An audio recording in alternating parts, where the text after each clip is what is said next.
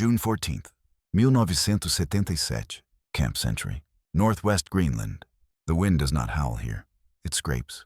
It drags ice crystals across steel and canvas until every surface sings with a thin, metallic scream. Captain William A. Mercer, O.S., Army Corps of Engineers, pulls his parka tighter as he steps out onto the snow-packed corridor that passes for a road.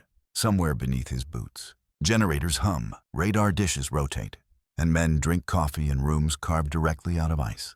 Above him, the Arctic sky is a bleached blue, endless and merciless. Mercer pauses, listening.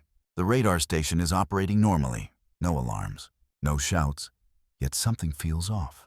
The snow berm beside the radar tower looks lower than it did yesterday. He squints, checks his notebook, then looks again. The wind carries the distant groan of shifting ice, a sound like a ship's hull under pressure. He doesn't know it yet. But the ground beneath Camp Century is moving. Just a decade earlier, this place did not exist. Not on any map meant for civilians. After World War II, the Arctic transformed from a frozen void into a strategic battleground. The Cold War had arrived, and with it, a terrifying new equation. Soviet bombers over the North Pole meant minutes, not hours, of warning. The solution was ambitious to the point of madness.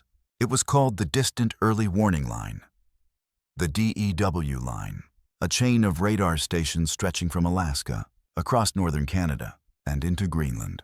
Its purpose was simple: detect Soviet Tu-95 bombers the moment they crossed the Arctic horizon. Its execution would require building permanent military installations in one of the most hostile environments on Earth. And Greenland, vast, empty, and icebound, was the linchpin. In Washington, planners believed the ice sheet was ancient, inert, and unchanging.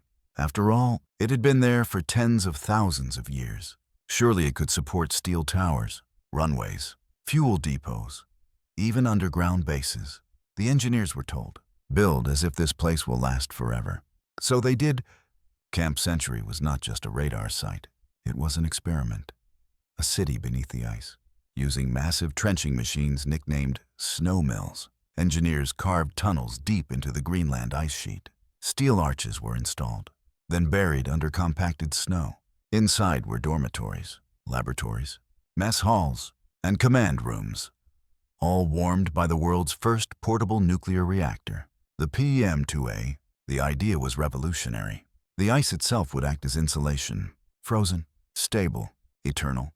At least, that was the theory. Men arrived by C-130 Hercules aircraft, landing on compacted snow runways that glistened like polished marble. They brought radar arrays, diesel fuel, spare parts, and assumptions. The ice was treated like bedrock. Blueprints showed straight walls and level floors. Foundations were calculated with confidence. But ice is not stone. It flows. In the early months, nothing seemed wrong. Radar screens flickered with phantom echoes. Antennas rotated smoothly. Engineers logged temperatures, wind speeds, and reactor output. The ice tunnels held their shape. Snow compacted overhead, sealing the camp into a quiet, humming world of fluorescent lights and recycled air.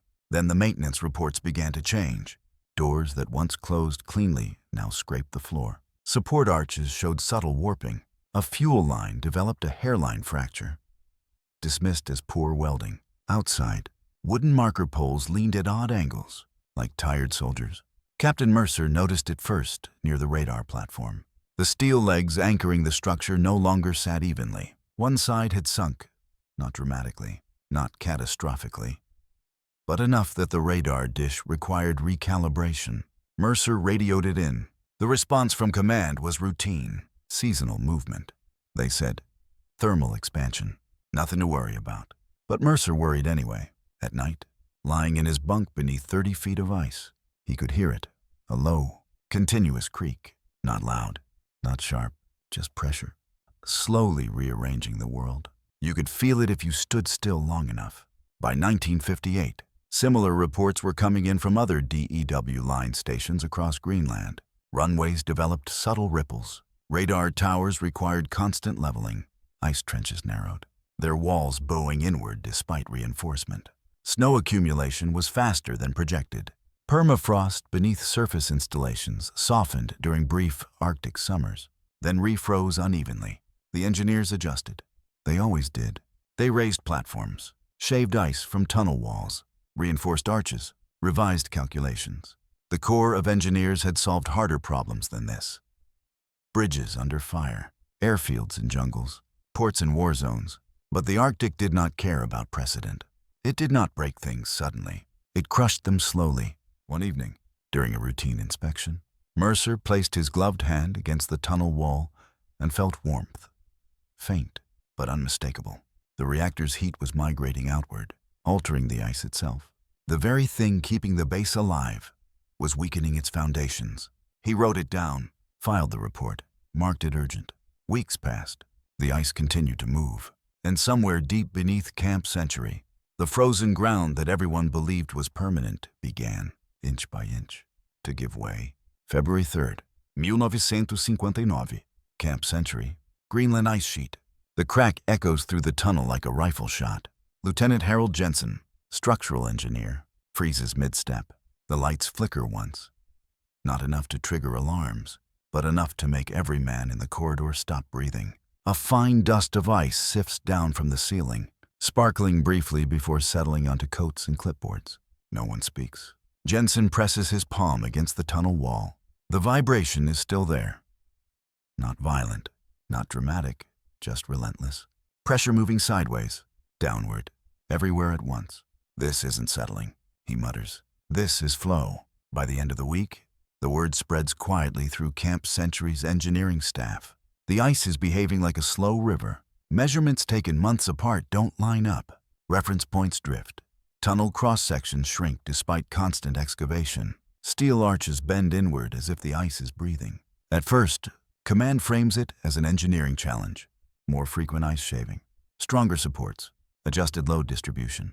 If the ice wants to move, they will move with it. But the data refuses to cooperate. Jensen and Captain Mercer sit hunched over drafting tables, comparing notes from stations along the DEW line, Thule Air Base, DYE-2, DYE-3. The pattern is unmistakable. Everywhere structures rest directly on ice or permafrost. Deformation follows, sometimes downward, sometimes sideways, always unpredictable. The ice sheet is not stable. It never was. Outside, the Arctic offers no visual warning. The horizon remains flat. The wind scours everything clean. From above, the radar station looks unchanged. A lonely outpost of steel and antennas clinging to a white infinity. But beneath the surface, forces measured in tons per square meter are at work.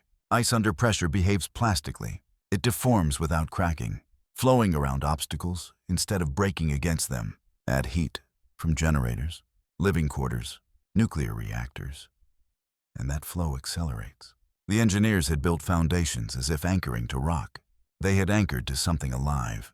In Washington, the reports are read with raised eyebrows and tightened jaws. The DEW line is not optional. It is the first line of defense against nuclear annihilation. If Soviet bombers come over the pole, these stations are the difference between interception and surprise. So the response is not retreat. It is escalation. By 1960, new directives arrive at Camp Century. Raise external structures onto adjustable pylons. Redesign radar platforms with hydraulic leveling systems. Increase ice removal quotas. Keep tunnels open at all costs. The nuclear reactor stays online. Too valuable, too symbolic to abandon. Men work in shifts that blur day and night. Chainsaws scream against ice walls. Heavy equipment vibrates through tunnels never meant to feel vibration. Every removed ton of ice buys time, weeks, sometimes months, but the ice always takes it back. Then the runway begins to fail. It starts with minor undulations, barely visible to the naked eye, but enough to unsettle pilots bringing in C-100s loaded with supplies. Landing becomes an exercise in precision. Engineers measure elevation changes after every snowfall. By late summer, cracks appear, not fractures, compressions. The surface buckles as the ice beneath it deforms unevenly. Repairs are constant, exhausting, and temporary. One pilot radios in after a hard landing. Feels like landing on water that forgot it was frozen. The psychological shift is subtle but profound. Men stop talking about if repairs will hold. They start talking about how long. Maintenance logs turn grimly repetitive. Moralidips. The novelty of living under ice wears thin when walls creep closer every month. Jensen notes that Tunnel 7 has narrowed by nearly a foot since last winter. No one laughs anymore. The breaking point comes quietly during a routine inspection of the reactor trench. Sensors detect abnormal heat distribution. Meltwater, minimal, but real, is pooling where there should be none. The ice surrounding the PM2A is deforming faster than projections allow.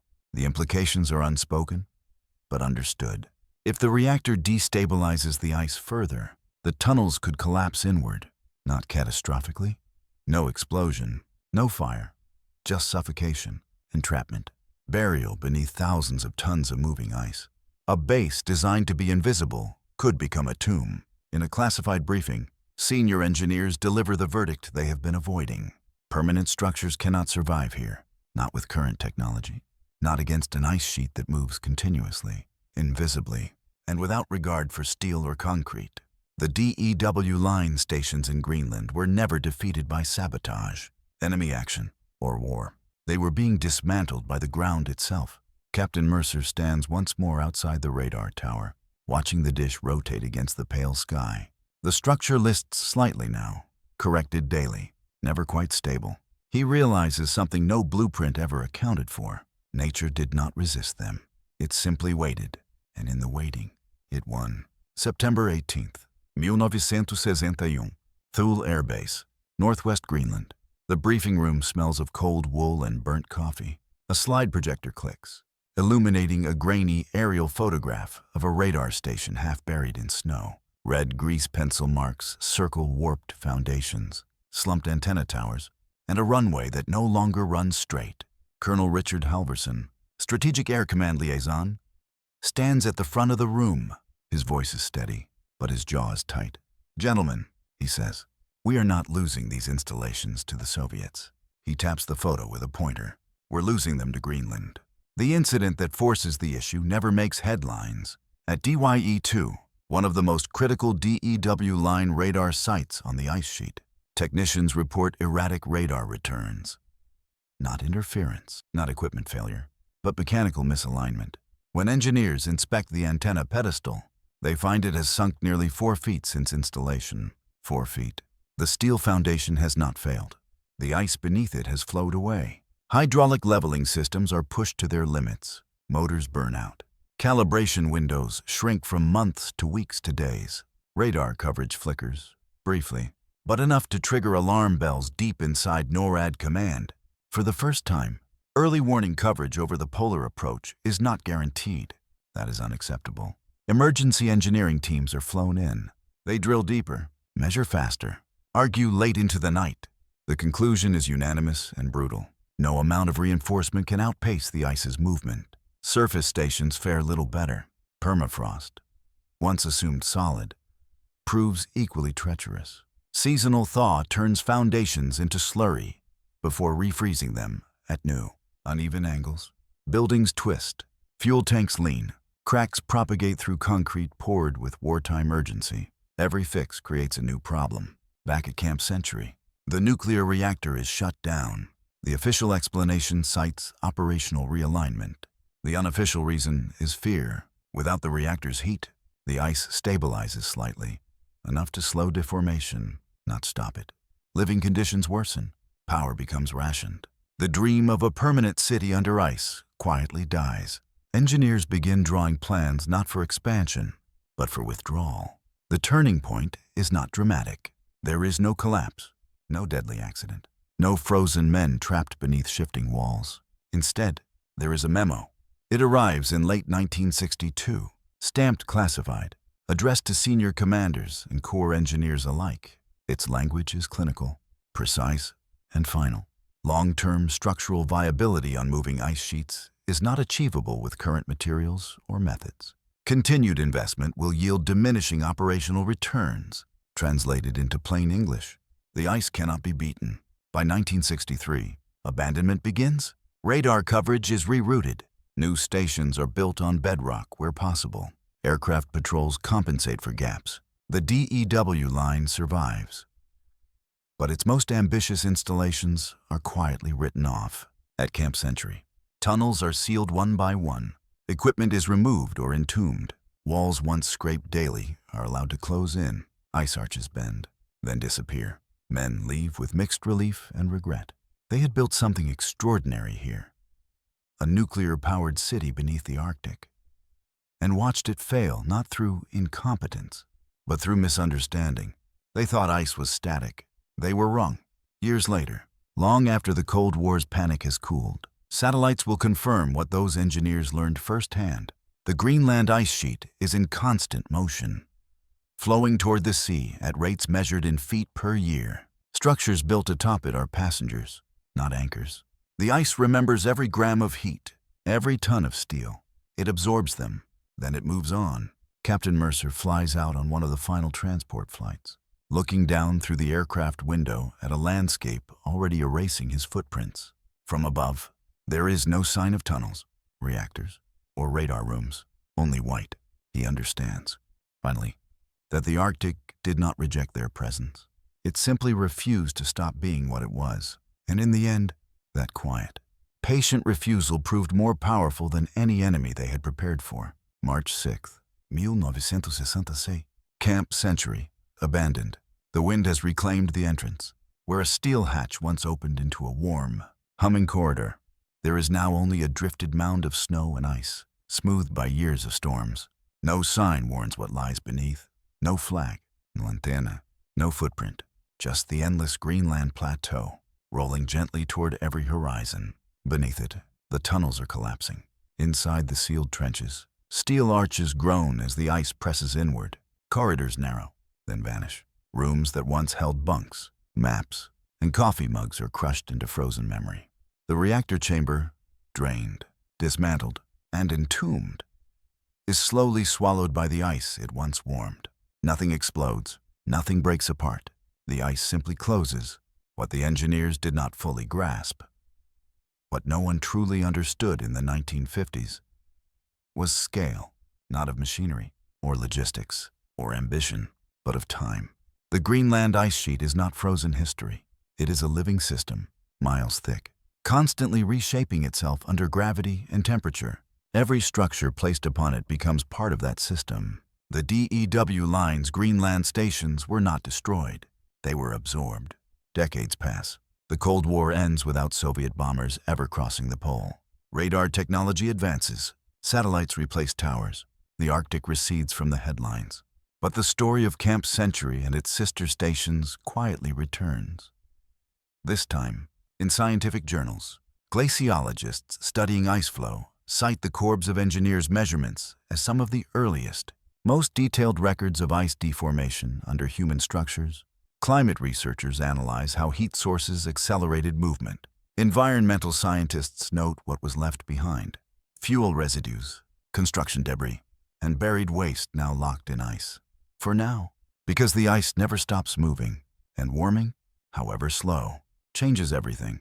In the 21st century, new concerns emerge. As global temperatures rise, scientists calculate when the remains of Camp Century may resurface, not as ruins, but as contamination. What was once buried safely under eternal ice may someday re-enter the environment. The Arctic, patient as ever, keeps its own schedule. There is a lesson here, written not in stone, but in motion. The U.S. engineers of the DEW line were not careless. They were brilliant, disciplined, and driven by necessity. They built with the best knowledge available to them, under the pressure of nuclear war and impossible deadlines. What failed them was not skill. It was assumption. They assumed the ground would stay still. Today, standing on the Greenland ice sheet, you would hear nothing but wind and your own breath. No hadartum, no generators, no voices under the ice. Yet beneath your feet, the remains of a Cold War fortress are still moving, inch by inch, toward the sea. A reminder that even the most ambitious engineering bows, eventually, to the quiet persistence of nature.